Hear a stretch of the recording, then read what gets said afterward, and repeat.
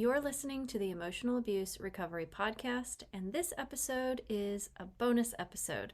So, today I'm really excited to bring to you someone who I've connected with on Instagram. Her name is Dr. Louise, and she is a coach for emotional abuse recovery. And she has a really unique methodology that she teaches in her program, and that is on the basis of philosophy. So, if this is something that might interest you, I want you to stay tuned because I think that this is something that you'll really like, and if you can, use it for your own healing experience. Welcome to the Emotional Abuse Recovery Podcast, a podcast specifically designed to help you heal after a toxic or narcissistic relationship. This podcast teaches you to use your subconscious mind to go from feeling stuck to set free. In here, you will learn how to use the power of your own mind to free yourself from emotional pain, move forward with confidence, and experience the inner peace you deserve in your healing journey after emotional abuse. I'm your host and subconscious reprogramming coach, Allison Dagny. So let's get started. Thank you, everyone, for joining today on the Emotional Abuse Recovery Podcast. Part of what I love to do in between my regular podcast sessions is bring on guests who have new and different ideas that you can pick and choose from. And today I have a really special guest that I want to introduce you to, who I've been connected to for some time on social media. And I would love for you to meet her. If you don't know her, maybe you already are connected with her. But we're going to have a really interesting chat today about a new tool that you might be able to implement along your healing journey after emotional abuse. So, Dr. Louise, she is an abuse recovery coach, and her foundations are in philosophy. So, I'm going to go ahead and let you introduce yourself, give us a little bit of background about you and history about how you came to be where you're at right now. Awesome. Yeah. So, like you said, my name is Dr. Louise. I have a doctorate in philosophy. That's always catches people a little bit because a lot of the people with doctorates in this space are psychologists. And I'm the survivor of 2 toxic parents, a toxic ex, and now a toxic mother-in-law. And when I was getting my doctorate, I actually lived in one household with both my toxic ex and my toxic father.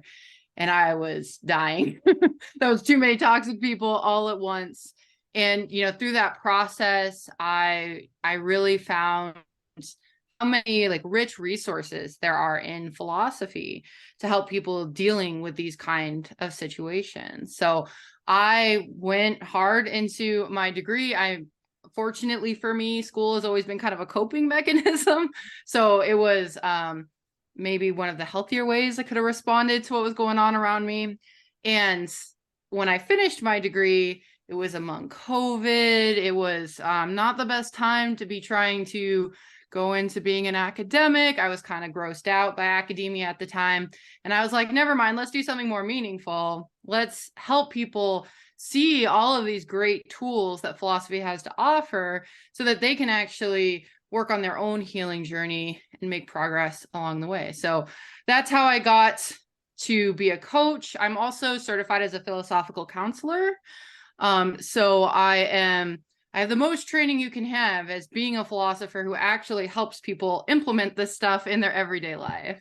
Wow, that's amazing. I mean, I'm really excited to learn more about this. And as you know, we've had these discussions. I really am interested in philosophy myself. I took a class in college and it really intrigued me, but it sort of like exploded my brain at the same time. It was like at that time in my life, I just wasn't ready. It was like way too much for me to handle. I was like 18 or 19 years old back then, but I really always liked it and always felt really drawn to it.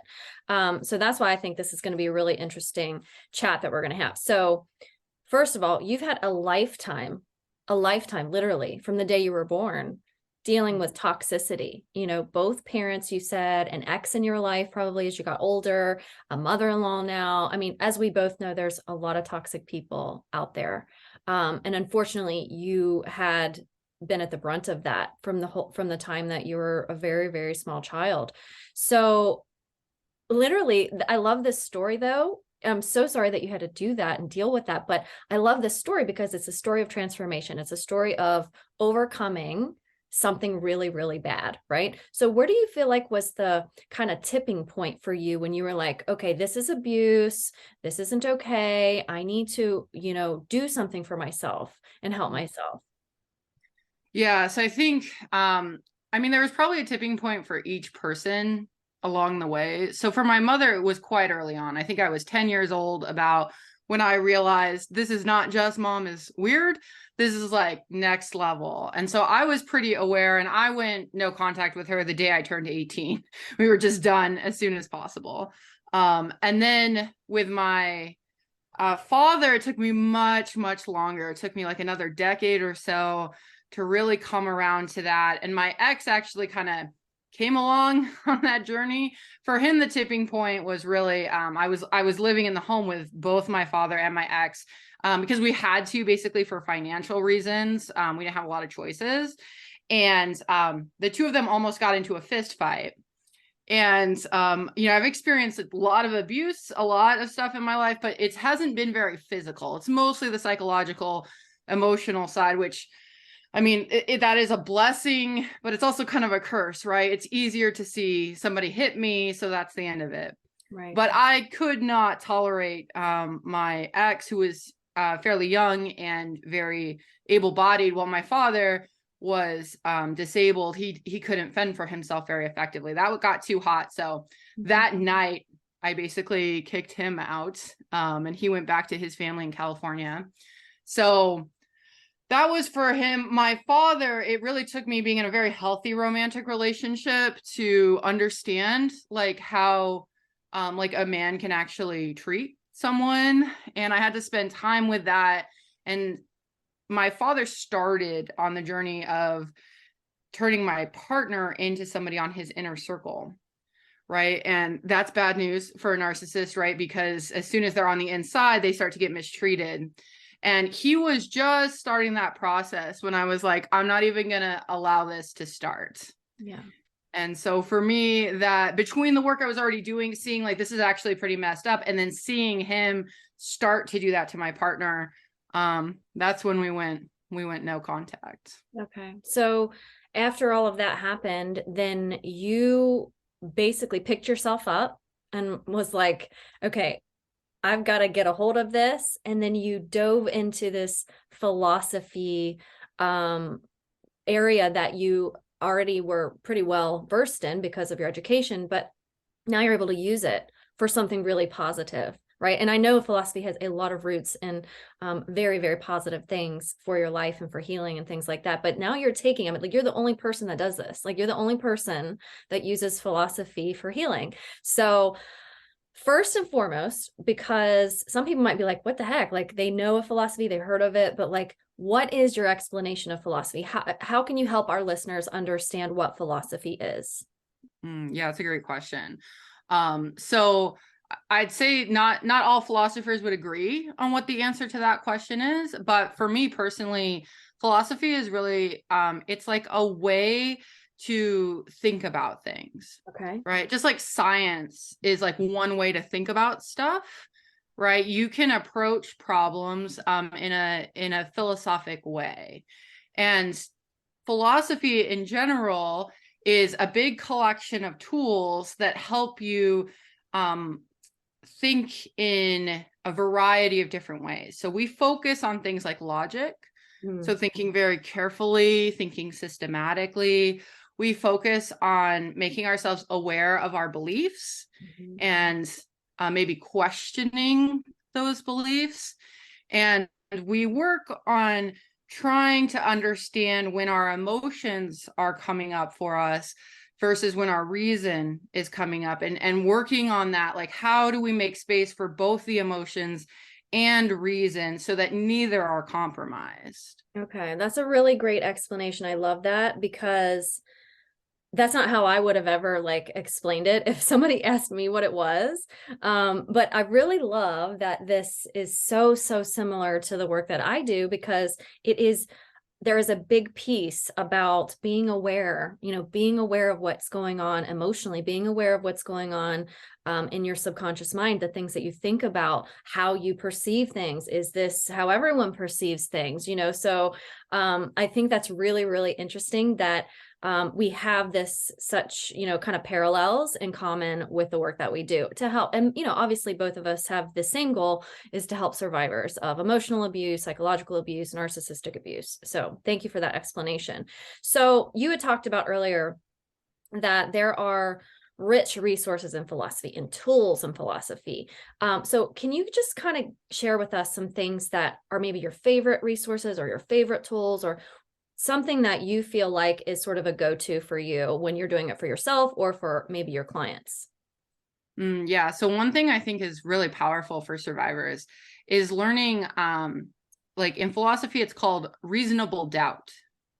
Reasonable doubt. So this comes from philosophy's desire to foster questions, right? A lot of philosophy is kind of asking these big questions, and that can get a little out of hand, right? Like you can like be questioning everything. And I know for some survivors, because of the gaslighting, the psychological manipulation we've been in, we get to a place where we do question everything, and we aren't sure, what is up and what is down. Reasonable doubt is kind of how we keep that questioning in line in philosophy. So while yes, you can question everything, and there is space in philosophy for whatever kind of questions might be coming up for you, it's always important to keep in mind, what are we trying to do and what is reasonable for us to question within that context. Okay. Right. So like if our goal is to understand, like, why did my dad do this thing to me? Mhm. If I get to the place where I'm questioning so much that I'm not even sure what I am feeling about that situation, we've probably gone beyond the place of reasonable doubt. Right now we've entered into a place where we can't use our powers of reason and logic so good because there's no foundation anymore. Right. So I think for a lot of survivors, reasonable doubt helps us check in and make sure that we are not going to kind of the extremes that might undermine the whole process we're working on. So what do you do then if because I love questions and I think questions are really powerful, especially we ask those questions of ourselves. What happens if you get to a point where you like don't have an answer to the question? Like you're like, almost like you ask a question and then it leads to another one and another one, and then you hit like a dead end and you're like, what do I do? Mm-hmm. Yeah, no, that's a great question. So in my own process, the things that help me in that space is to first of all take a break, right? A lot of some of the best philosophers in the world, they talk about how they'll be working on a philosophic problem and they dead end just like you described, and then they go take a shower. And in the shower, they're not thinking about it, right? They got music on, like they're just having a good time in the shower. It will suddenly come to them that they missed something, or that there's a different angle, or that maybe they weren't asking the right question and another question is more important, right? So it's actually getting kind of the distance you need from the dead end to allow kind of your more creative energy to come in and help you work on it when you're not even thinking about it. Yeah, I love that because it's almost like you're thinking too much. It's like you put all this mental energy into like coming up with the answers and coming up with the questions and being really introspective. And then it's like you just hit a block at some point. So I actually love this. You mentioned going into the shower. Like I feel like for me personally, when I take a walk or if I'm driving or if I'm in the shower, that's when I'm not really intentionally thinking about something. It's just now all of a sudden these things just come up. So actually a client of mine was telling me the same thing, that she was having all these thoughts in the shower, but she kept like not being able to remember it when she got out. So I found some waterproof notepads on Amazon and I sent it to her, because now all she has to do is put that in her shower. And whenever she comes up with these thoughts that she's having to kind of help, kind of get into her own awareness about what's going on, then she can just write it down and then come back to it later. So I think that's really interesting. Like we don't want to make it to where we're just like overly, think, and especially like you said about survivors, and we doubt, especially if there's gaslighting and we're questioning everything. I mean, I remember feeling like that really when I was deep into the healing part of my journey. And it was almost like sort of a maddening experience, because it was like I didn't have the answers, and I felt like I needed to have those answers. And at some point, I think I just accepted that I'm not going to have those answers. But then I feel like, and maybe you can shed some light on this, obviously, why did they do this to me? Why are they like this? Blah, blah, blah, right? We don't have all those answers. But if we flip it back, right, to ourselves and kind of become more introspective about what's going on inside of us, where does philosophy take you then if you do that? Yeah, so philosophy loves the introspection. I'm going to say there's probably more tools in philosophy for the introspection side of it, even than trying to understand the people outside of us. Okay. And, I think, where does it take us? I think one of the wonderful things about philosophy is it can take what we might think as silly questions or problems, right? And it can help us see, like, no, these are actually opportunities to learn more, right? To understand ourselves better. And for me personally, philosophy has really helped me come to see my own experiences as a part of the much bigger book of just human experience, right? So my introspection often takes me to, like, wow, this is horrible. This is a horrible thing that happened. And, I've done a lot of work in philosophy to feel very confident when I have made that analysis that this was actually a terrible thing. And then my natural pattern of questioning will go like, well, I'm probably not the only person who's experienced this level. And that can generate this sense of power, right? Because now you're connecting to a whole big group of human beings who've all had to endure these things. And you can access that power just through introspection, this kind of diligent walking through your own thoughts, not judging the thoughts too much, but spending time with them and following them where they naturally lead you. Okay. So when you do this type of work, like, let's say something happened to you that you weren't expecting, like, you've already processed the stuff in the past, but let's say something new comes up and you're struggling with it and it's not an ideal situation. Maybe there's suffering involved. And do you then sit down and, like, write it out? Like, what is your process and how you're doing that? Yeah, so writing is one of the big ways that I approach this stuff. For me, it's I actually very specifically like writing with fountain pen because it forces you to write a bit slower. And that is very useful for me because I want to spend time with the thoughts, right? I want to approach this thinking process from more of like a regulated place where I can really carefully go through, and I will write what's called stream of consciousness, where I allow myself to kind of naturally flow wherever my ideas are going. And then typically in that process, right? So I'll just let it all out with, going slowly, let it out. I will notice some themes or some big ideas. So right now in my life, one of these ideas that's come up is this theme of manipulation. I've been in some situations where I've noticed my own tendency to try to manipulate my circumstances in ways I don't want. I've noticed this about people in my life, that they're also doing this. And that's really hard for me because the life I want to live, I am not manipulative. I'm not around people who are manipulative. And so noticing that theme coming up, I can start to ask myself these questions like, okay, but like, what is manipulation? What is actually bad about it? Is there any time this habit I have might actually be good? Right? Is there any time where it might be permissible? Like if my partner was manipulative, right? Where are those boundaries for me? And all of that kind of starts from noticing this theme and starting to get really curious about that big idea. Okay. I really like that idea of, one, I love the idea of using the pen because it kind of forces you to write in that way. I always just pick a pen that I like because I just want it to kind of flow on the paper, but that's a really interesting thing. But then just letting it all out, getting it all on paper. Do you do any sort of, like for me personally, like before I do any journaling or anything, I try to get really relaxed and I try to kind of just open my mind to whatever is going to come up so that I'm not resisting what's there. Do you do any sort of rituals like that before you do it so that when you start asking those questions and you start thinking about it, that you aren't judging and you aren't like blocking yourself. Because I feel like a lot of people, they might journal, but they judge their thoughts, like, oh, I shouldn't say that about myself, or oh, I shouldn't have this kind of judgment about people, or, instead, like, we've got to be honest and just like let it all out, like you said, because if we don't, then we can't really open ourselves up to be an awareness of what it is that's going on inside of us. Mm-hmm. So are you Yeah. doing that? Yeah.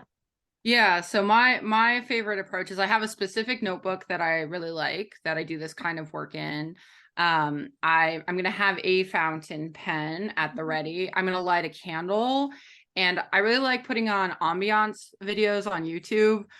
There's usually like a poorly animated cat in it who is sleeping, and a cup of coffee that's always steaming hot in it. And like that kind of, it puts me in the mood of like, okay, we're going to be introspective, and we're trying to create kind of a judgment free zone. And one of the things in philosophy that we really focus on is like there are no bad thoughts. Mm-hmm.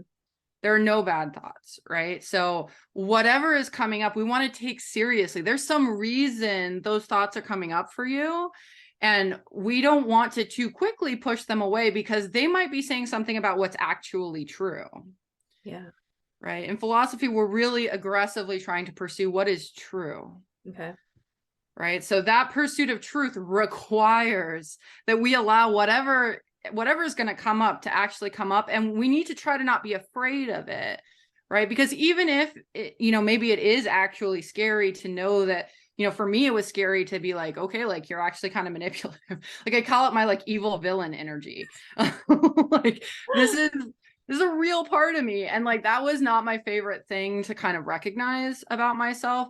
But one of the reasons I was able to notice this was because I allowed myself to explore that possibility. Wow. I'm thinking about, as you're saying that, as a parent, because I have 3 kids, and my own mom, she is a mirror for me a lot of times. Like she'll do or say things and I'm like, oh, I don't like that. And then I'll catch myself doing it to my kids. And so it's like what you were saying, like there's no bad thoughts, but we judge them and we are thinking, oh, I shouldn't be thinking that way, or I shouldn't be behaving that way, or I shouldn't be doing this or that. But the problem is, if we don't actually take a look at these things, we'll never be able to fix it, right? We can't fix something, or we can't improve it or get better or heal it if we're not aware of it. So I feel like when you're talking about this in philosophy and all of that, is really a lot about just really being aware. I think of like ancient philosophers and things, and they spent they didn't have social media. They didn't have all these like, things that they could just run out and do at a moment's notice. They were spending a lot of time like by candlelight and, like reading and researching and thinking, like they're thinkers. So if we don't spend that time with ourselves, like I really feel like it's important to chunk out some time out of your day to just be with your thoughts. And, like you were saying, like what is true, and let's not be in judgment about it. And how can we get better about being an awareness of the things that are going on inside of us? So what would be something that you would suggest to people who don't know anything about philosophy, who are just basically hearing this for the first time ever? Where do you start? Like, what is the first thing that you would suggest? Is it read a book? Is it just start, writing? Like, what is it that if somebody says, "Ooh, I'm really interested in that," where do I start? Yeah, so I think the first thing is, especially if you have a background in abuse, is I want you to befriend the process of questioning. But I want you to get your body used to the process of asking questions and sitting with the question. Right. It's very difficult to do philosophy. It's very difficult if you're going to jump into books or any of this stuff. If you don't have a really strong foundation where you feel comfortable asking questions and comfortable with not always knowing the answer to those questions. Okay. Right. A lot of the questioning in philosophy, we have to tolerate the fact that there is not one single answer. And many of the answers we might never have access to. And if you are somebody, like myself, actually, like this is my problem. So maybe that's why I'm saying this. But, I have safety concerns when I don't understand something. It feels scary to me. Like, it was always a big comfort when my parents were abusive to me. If I just understood, not exactly on a deep level why they were doing it, but I could understand, like, okay, well, my mom was already feeling bad about that thing, and that's what led to this, and that's what led to that. Even though it didn't change the situation, it somehow made me feel more comfortable. Mhm. So it is actually quite scary sometimes, especially if you have those safety concerns, to sit with the fact that there's a hard question and there is no single answer, or there's no answer you can access. So the greater your tolerance for the questioning process, the easier it's going to be for you to get into spaces where you can do the introspection, do the deep questions about yourself, and not try to run away from it, or find everything else to do except for writing in your journal, or maybe really packing it in with the judgmental, with the negative thoughts that really get in the way of the process. Okay, so what are some really good questions? Like, I love questions. So let's say that, I know a lot of people, especially in the survivor community, want to know why, right?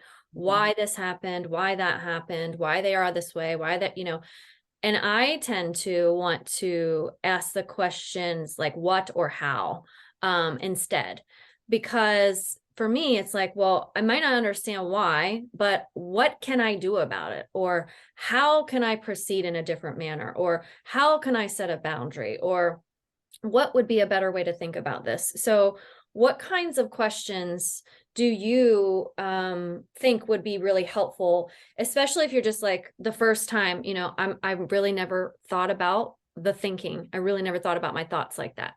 Mm. Yeah, so I think to kind of phrase it in a similar way to what you're doing, I'd say you're going to lean more philosophical if you're asking would or Mm, should okay. questions, Okay. right? So maybe you really want to know, like, why did my brother yell at me like that, Okay. right? If you're asking why, you can reframe the question and say, like, well, should brothers yell at their siblings like this? Mm, Right. And now you're asking an ethical question. You're asking in philosophy what we would call a normative question. mhm, Right. So you've moved from your personal current issue to a much bigger question about how should humans treat each other. mhm, Right. And that is a very natural shift that's going to get you thinking a bit about the bigger picture, which will again connect you to the fact that, like, wow, a lot of siblings get yelled at maybe when they shouldn't. mhm. Yeah. So, because here's what I'm thinking, like, because I really don't love the word should, because it's such a heavily judgment word, but I see where you're going with this. I really do, because should brothers yell at their siblings, right? Immediately people, if you're that person who's been yelled at, you're going to go, no, no, they shouldn't. But we have to take it further.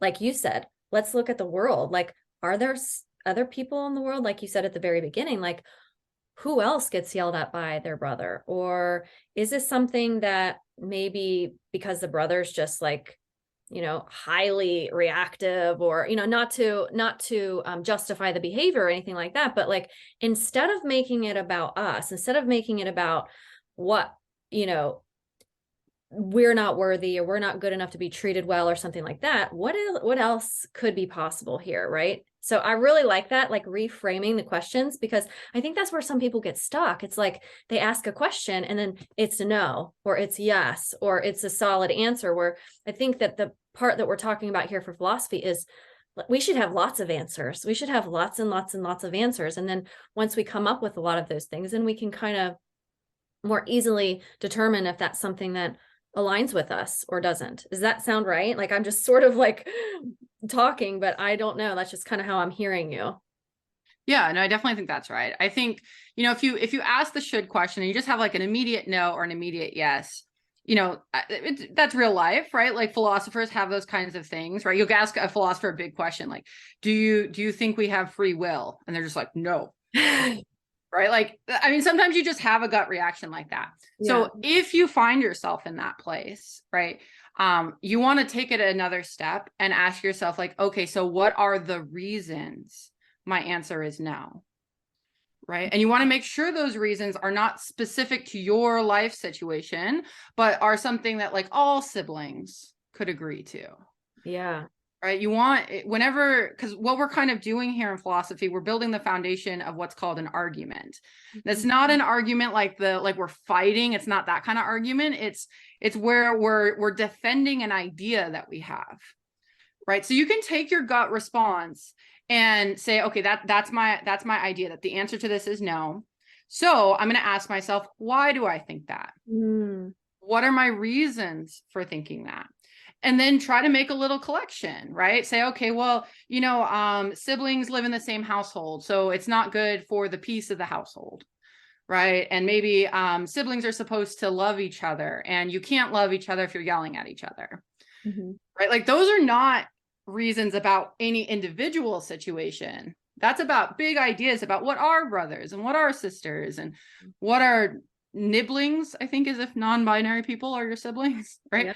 What are those people? What are the relationships they're supposed to have? And that will naturally get you thinking deeper and exploring with a little bit more open eyes towards like, what is the big picture stuff that's going on here? Okay, so we're basically we're expanding our awareness, but we're also expanding our thinking, right? We're just taking it further out or deeper, however you want to identify that, but versus just stopping at the one answer to the one question, right? Ask lots of questions and come up with multiple types of answers for those different questions. And that's where we come up with this, like you said, this argument, which isn't necessarily like fighting or something like that. It's just something that we are leaning on as far as what we think or what we believe or how that's going to impact our life. So I really think this is so interesting to me. Like this is really, really cool stuff.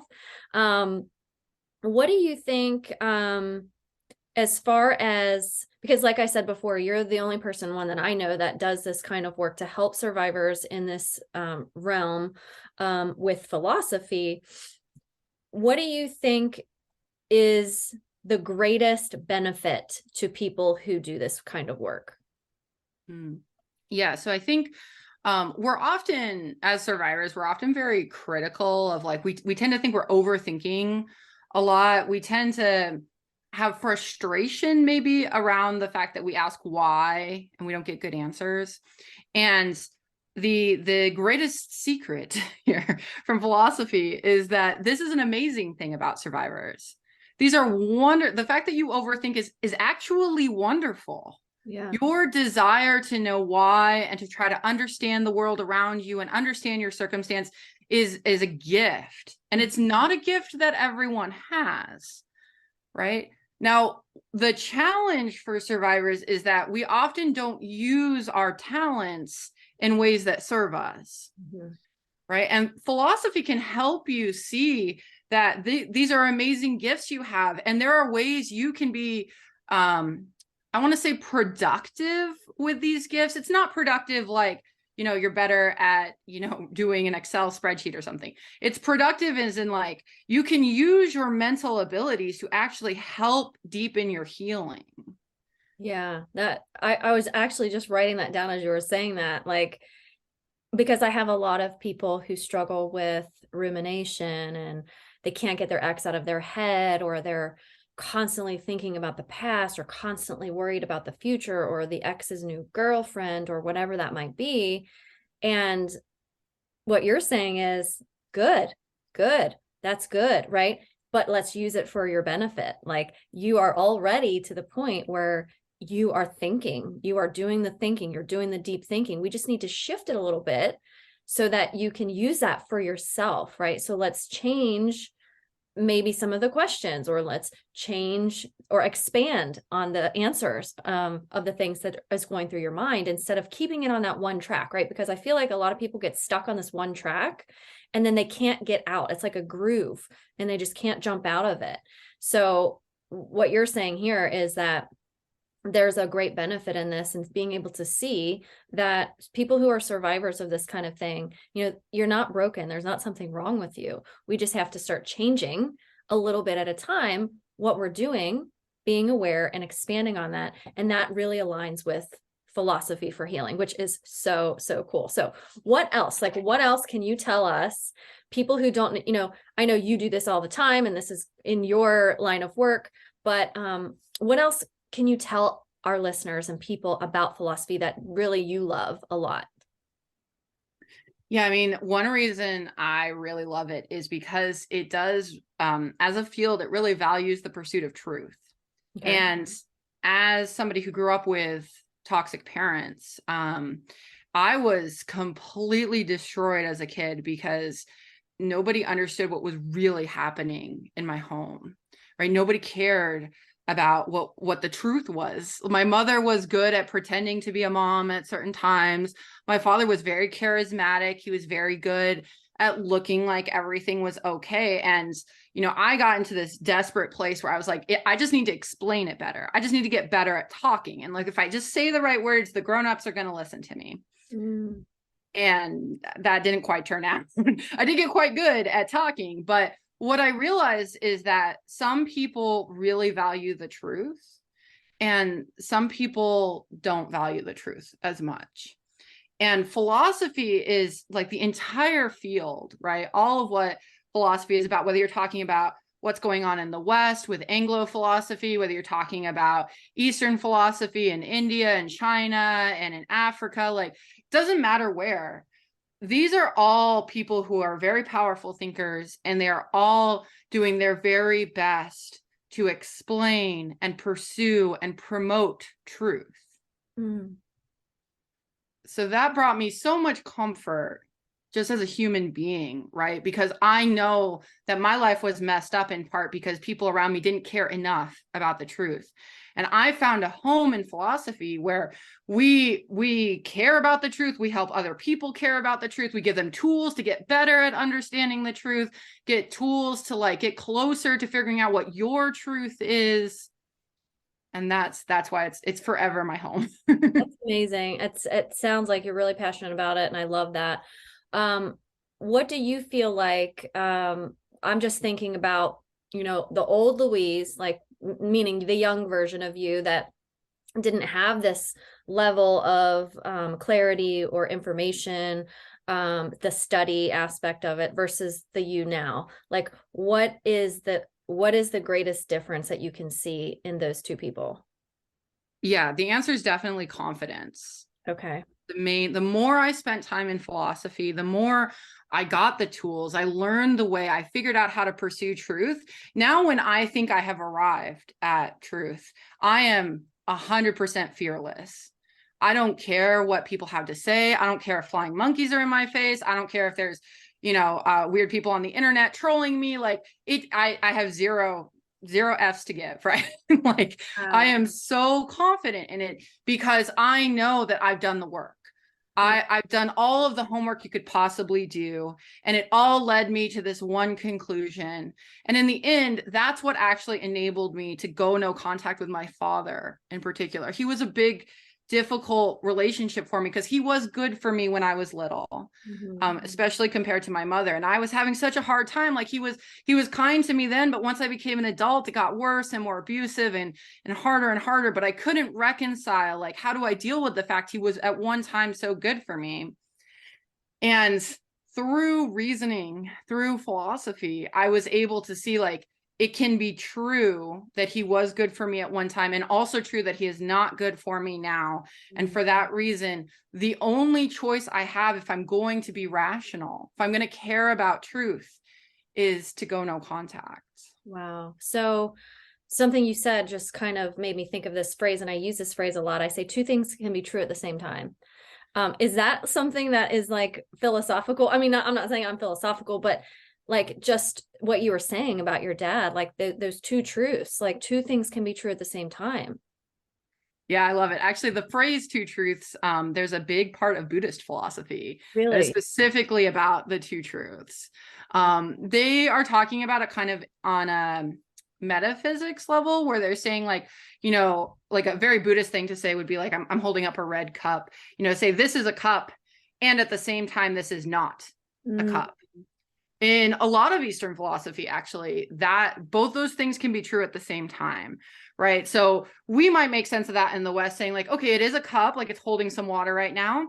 But if we looked at it at the atomic level, it's just like a bunch of little atoms bouncing around, right? mm, So depending on our perspective, yeah, it's a cup, but it's also kind of like not a cup, right? right.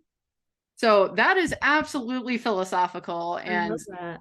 I mean, I think that this is so powerful, especially when you compare it maybe to how psychology approaches some of these things. Like if I went up to a psychologist and I said, this is not a cup, they're going to be like, okay, she's hallucinating, right? Like they're Exactly. going to, they're going to tell me how I'm sick, Right. right? They're gonna make it seem like something has gone wrong in me because I'm saying that.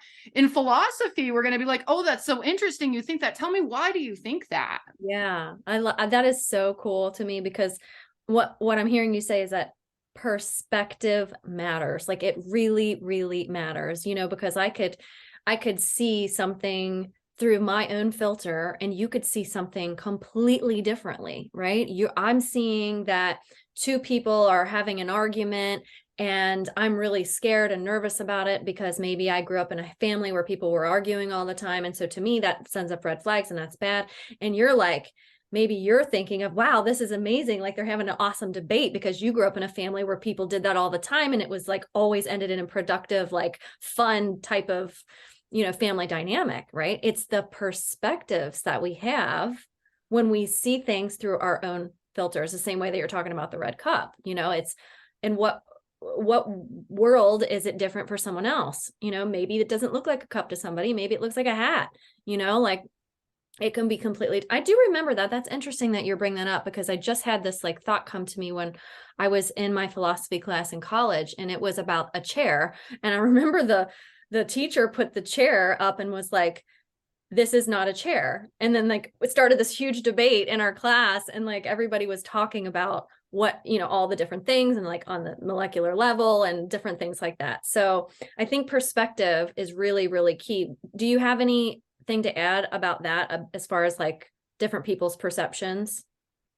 Yeah, I mean, I think there's a debate in philosophy whether there's something called objective truth, right? So that's like, at the end of the day, what is the fact of the matter? Now, for me personally, I think that there is such a thing as objective truth. I think that there are some hard facts. Like, for example, I think that my father was abusive. For me, that's a hard fact. Mhm. I think, however, at the same time, right, I think there is this objective truth, but I also think that human beings have a hard time understanding that objective truth. So there are moments, there are pieces along the way that I am like very confident that I have gotten to that objective truth, but there's a lot of spaces where I'm like, I don't know, it's super complicated. Like I'm limited by my perspective. I could be wrong about this. Right. So for me, philosophy has actually helped me see that, like, yes, there are different perspectives and that matters. And we are human and we are complex and we are imperfect. And at the same time, there can be a fact of the matter, right? This person was abusive. Daughters shouldn't be treated this way. Siblings shouldn't act this way. I think that there are some hard facts in the world. And being able to hold on to both of those has brought me a lot of personal peace, especially when decision making about what to do with my family members. Yeah, okay. That makes a lot of sense because of course there are things that we wouldn't debate with someone. Like I would never debate you that you were not abused, right? And you would never debate me that I was not abused, right? That is our truth. I know that that is true and that happened to me. I think as far as like when the healing comes in, for me specifically, it was really helpful to figure out what I was making it mean about myself, like if I was being abused, what does that mean about me? Not about that person, because I already know what it means about them, right? But what does it mean about me that I'm not worthy or that I wasn't good enough or that I should have been a better mom or I should have been a better wife or a daughter or whatever that might be.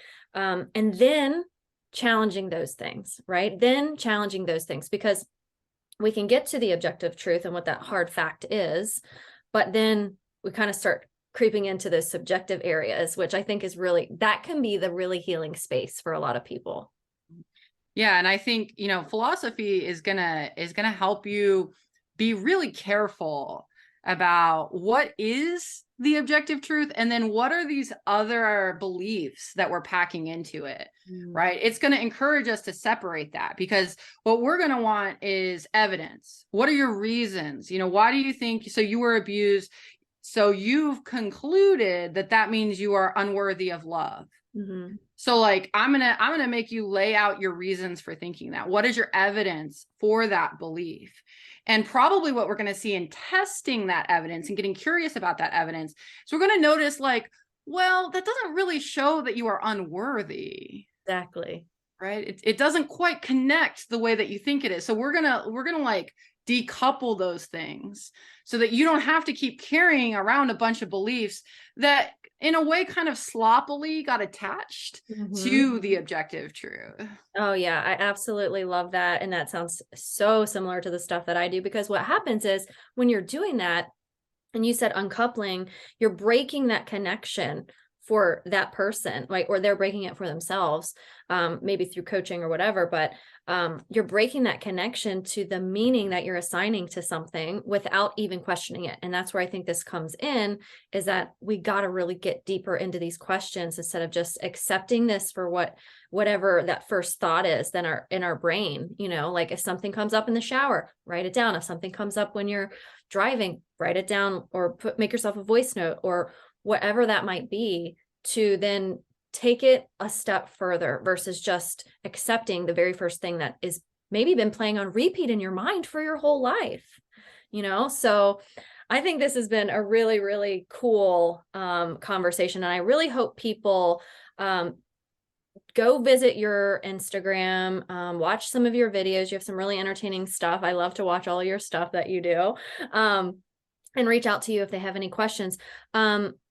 One thing I definitely I have a couple things before we finish here, is what is something that most people don't know about you that you could share with us? Yeah. So one of my random fun facts is that I can make myself sneeze. What? I don't know exactly when I learned this, but in high school, I was in marching band, and I started off playing clarinet, and then I switched to trumpet. And trumpet, you have to hold up, like you have to have your hands actually up. And, sometimes when we weren't doing a good job, the band director would make us stand just like with the things up for a long period of time. And I would suddenly get a sneezing fit. Like I would just keep sneezing so I didn't have to hold my arms up. That is hysterical. I've never heard anybody being able to do that ever. Like, I wish I could do that, because sometimes like I'll get a sneeze coming on and I'm like, oh, it won't come. Like I just need to sneeze. That would really come in handy for me. All right. So you have a master class I saw that you're doing soon. And it's a philosophy master class, and I want to join it because I think it'll be really interesting. But tell us a little bit about it. Like, what could people expect from it, and when it is? Yeah, absolutely. So it's called the Gray Rock Masterclass, a deep dive into Stoic philosophy. So Gray Rock is a method, right, where you become as boring as a gray rock to distract the toxic person, so that they walk away when they're being abusive to you. But this tool has become popular in psychology spaces, but its origin is actually in Stoic philosophy. So this is an ancient school of Western philosophy. And one of the most famous scholars of Stoic philosophy is Marcus Aurelius. And what we're going to be doing in this masterclass is going through his most famous book, which is called The Meditations. Mm-hmm. And we're going to be going through it to see what can help us as survivors, right? Gray rock, when we get it, is just one little coping mechanism, right? It's just like one idea to do one thing in one kind of situation. But when we look at where it came from, when we look at Stoic philosophy, there is a ton of resources for survivors, concrete ideas to help us guide our thinking, to help us make choices about how we want to live in the world. And a lot of it comes up in this book, The Meditations. Now, this class is not about making anybody decide to become a Stoic philosopher. We're going to be taking a critical eye. There's a lot of good stuff for trauma survivors in general in Stoicism, but there's also some challenging stuff too. So I want to, as a professional philosopher, guide folks through this text, take the stuff that we like, leave the stuff that we don't, and really beef up our resources so that we have more to work with than like one tiny coping mechanism. That's amazing. When is it? Tell us the date again. Yeah, so it's a 4-week course. Okay. We're going to meet for 90 minutes once a week. The first class is on January 31st. Okay, good. Okay, so if people wanted to sign up for that, how would they do that? Yeah, so the best way to do it is to reach out to me. You can find me on Instagram. I'm at Empowerment Through Thought. You can also shoot me an email. That's Dr. Louise at empowermentthroughthought.com. And I can get you all of those details and get you signed up. I'm so excited for this course. I'm so excited. Amazing. It sounds so interesting. And I will drop the show notes. I'll drop the links for them to get a hold of you if they want to reach out to you, if they're interested in finding out more. That way, people who are listening, if this is something that resonates with them and they find it really interesting like I do, then they can reach out to you. So thank you so much for being here. I really appreciate your time and you sharing all of this amazing insight with everyone so that, like you said before, they're listening to this stuff and they can take what they want, what they like, and leave the rest, and that's really what my goal is to just provide as much information for healing after emotional abuse for my listeners, and then they can decide what works for them. So thank you so much for being here. I really appreciate you. Yeah, thanks so much for having me. Thank you for being here with me today in the Emotional Abuse Recovery Podcast. I hope you found value here with me. If this podcast episode was helpful to you, I'd love for you to hit subscribe and leave me a review. My goal is to help you go from feeling stuck to set free. You can find me on Instagram and Facebook, and you can check out whentearsleavescars.com for more resources and information to help you with your own emotional abuse recovery. Until next time, here's to believing in